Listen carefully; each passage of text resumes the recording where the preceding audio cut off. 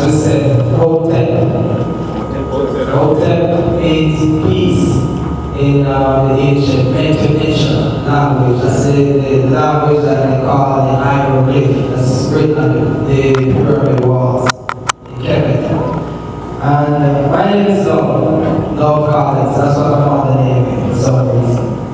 Before I even go, people call me anything, and they can call me anything if you like, good or bad, because you have their own perspective anyway, especially when they try to do something good in a community, and you get the most criticism. So before I go any further, I want to say thanks to Sister True for everything that she's doing, and also honor. And I want to say thanks to everyone who is here, and to Ashra and everyone Kwesi as they get ready for the question and answer. You know, I just talk a little bit about what we need to do and what we've been doing, right? So, I live here in Hartford, and I live in New York as well, and I live in New Jersey as well. You see? Because really and truly, we have to do this anywhere we are. And in New York, we find that every weekend there is a lecture or a forum or a seminar or workshop, call it anyway, similar to this one. So, several years ago, I was introduced to a great teacher I was in Jamaica. And he introduced us to some concepts and different perspectives, alternate views of seeing the world and seeing myself. His name is Benki, and he used to tutor me under a tree, right? So I'm saying that to say I went to high school and I started a little bit in community college, and after the first 6 months I dropped out, right? So I have found a different way to define, or as I said, redefine what is education. Because education is general. They I just learned something right there. So we cannot allow to put institutions to put into a box what education is. Because the African mind and way of thinking is holistic. See? We find that our worldview is being determined for us by our presence. And this puts us in a very serious position. What it causes us to do is to fight against our own selves, subconsciously. And it is simple. If two people have a difference of opinion, and they are arguing or even fighting, and a mediator should go there and only find out what's going on from one side of the story, you automatically would have become biased. You see? So what is happening is that we as African people have learned that side of the story that is from our oppressor. And we have not taken the time out to learn our story. See? So we have gotten an account of history. So what we are doing here is very important towards our development and upliftment. It is actually a continuation of the work of Mr. Mosiah Kafka. See? So, no matter what perspective or religious persuasion you are from, it is just a matter of which slave plantation our parents were from. And just imagine, if you have to toil and work 7 days of the week, and then all of a sudden you get 1 day break where you can go and sing in a church or somewhere, we will all have to be happy and we will look forward to that. So this is the legacy that we have inherited in terms of our spirituality. 1 day out of the week for 2 or 3 hours. When as African people, everything we do is spiritual. And I've realized this more and more and more as I grow in this culture. Everything from sex to unity, everything is a communication, a spirituality. So in order to get into our African minds, be determined about this, and we have to realize what we are up against. And as Ashra Kwaze said, this systematic white supremacy. See? And it's not only white supremacy, it's also Arab supremacy. And it's also, again, even Chinese supremacy. Because right now, even the Chinese are buying most of the land in Ethiopia, right? And I just want to say, African people, melanated people, this dark skin here, it is the source of civilization for every other people on this planet.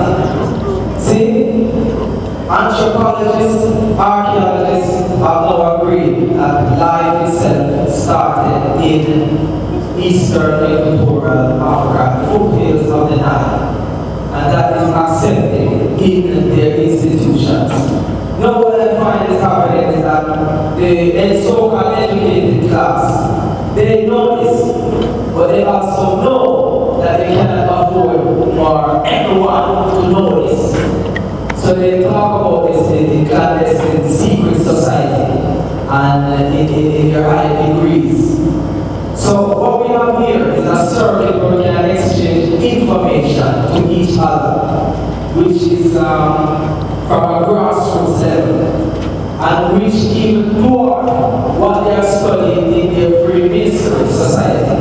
Because I've been blessed to really meet a lot of our metaphysical teachers, and I've studied at the feet of Dr. Lena Africa, Baba Samaj, Altan Malak, and a lot of it, you know what I mean? And I've read books, watched documentaries, and so on. But there's a lot of things that I could not learn and I would not understand until I actually became active in this circuit.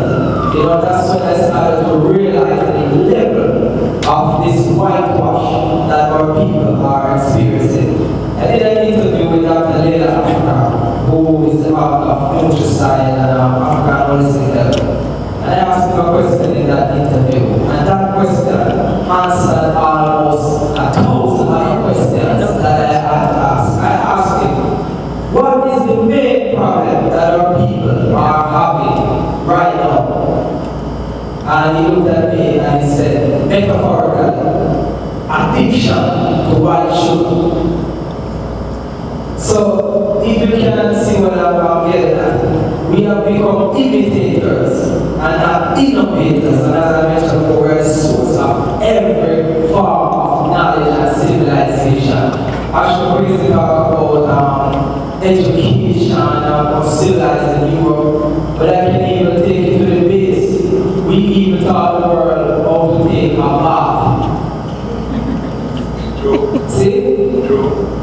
And this religion that we have got is a regurgitated version of our spirituality. So it is with compromise that we accept this. And as African people, the roots of everything, to establish ourselves as the foundation of everything, we have a base our thinking on this knowledge that is being dissipated here.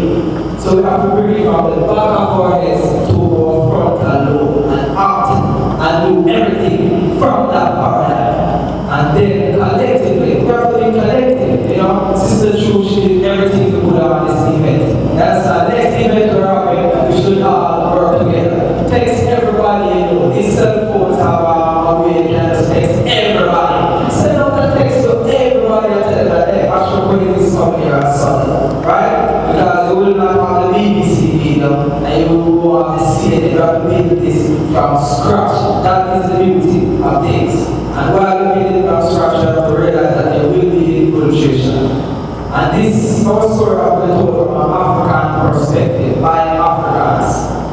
It cannot be told by anybody else, or else we're going to have the same problems over and over and over. You see what I'm saying? So a couple years ago, my wife and I, Jasmine, we formed the Universal Awareness Foundation, specifically dealing with these kind of forums. And not just where we information. Right now we're facilitating some classes with Dr. Leila Africa. Anyone would like to sign up for the holistic health certification program. Right? They can talk to us about that. I brought some information here. It's on the table. I give it up.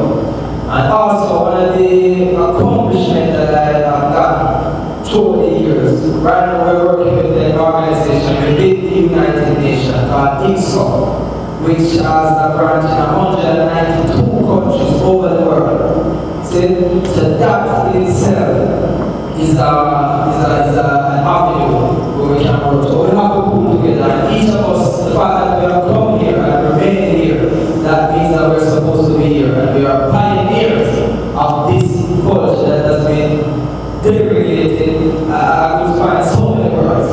See, but this is systematic because Africa is the richest continent on the world, and African people are the richest people in the world. All we have become poor is because of the European controlled monetary system.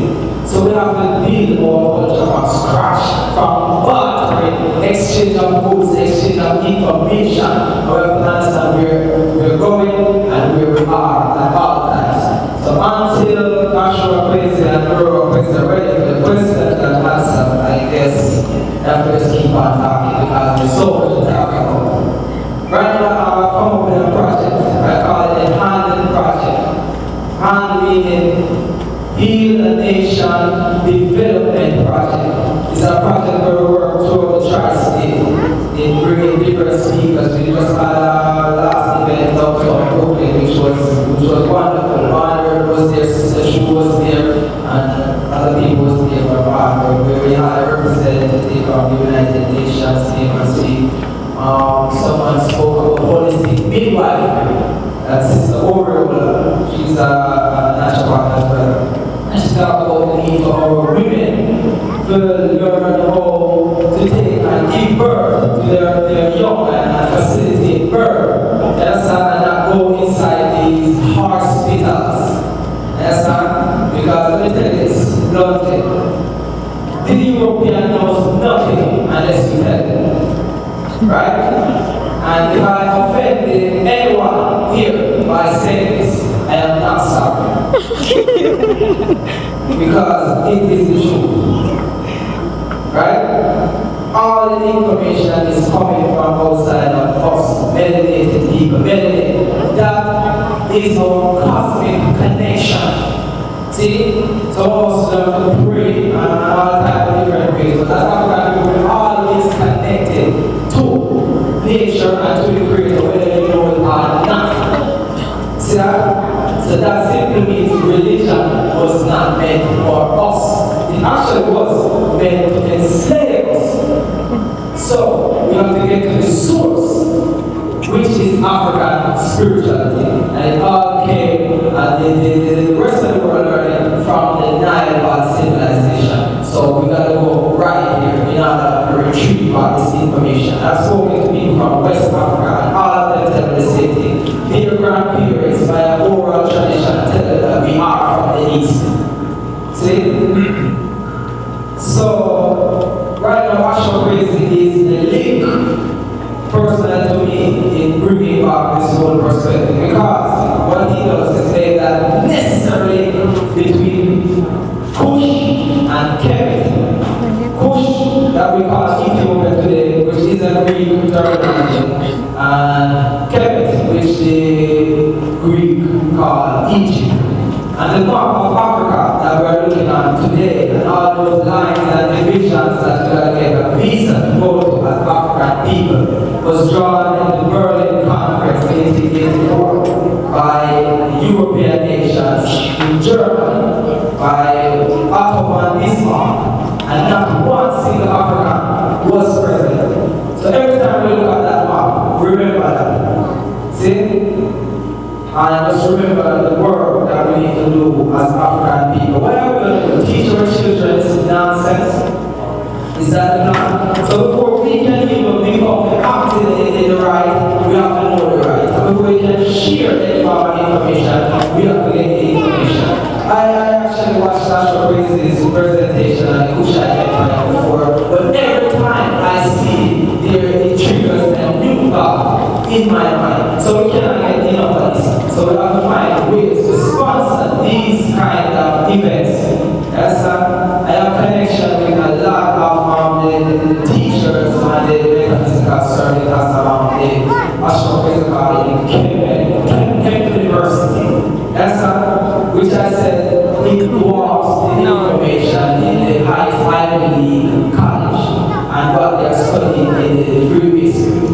often conduct is an esoteric educational system that brings out that is which is in others.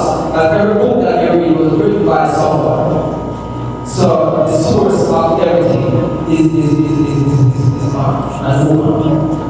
So get the questions put together and get everything ready for the questions and answers. And as we're here, it's like a classroom setting. So I want to invite Ashra Kwaze, whenever you're ready, and Ashra Kwaze to join us in our question and answer. Alright? And that's what I'm talking about. Let's give yourself a round of applause for me. So this is a true round of applause for Lucas. And takes courage. See? Now, excuse me for the chair, but we're going to roll.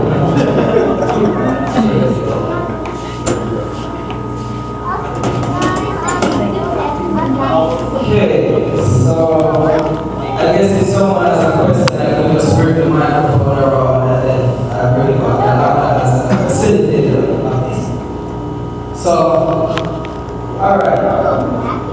Let me answer this.